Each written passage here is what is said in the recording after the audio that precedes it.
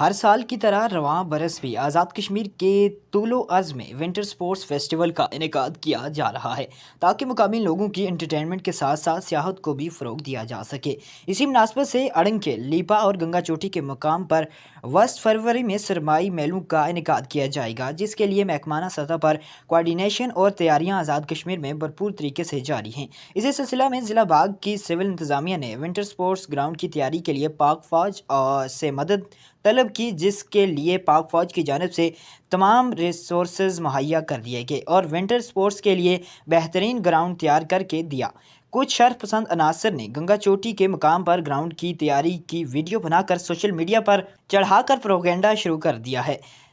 کہ پاک فوج یہ میدان عسکری استعمال کے لیے تیار کر رہی ہے۔ اس واقعے کی تحقیقات کرنے پر عیاں ہوا ہے کہ ضلع باغ کی سول انتظامیہ کی استدعا پر پاک فوج نے ہمیشہ کی طرح آزاد کشمیر کے عوام کی فلاح و بہبود اور وادی میں سیاحت کے فروغ کو مقدم جانتے ہوئے ونٹر سپورٹس کے لیے بہترین گراؤنڈ تیار کر کے دیا، جس کو کچھ شرف پسند عناصر نے منفی رنگ دے کر پاک فوج کو بدنام کرنے کی ناکام کوشش کی۔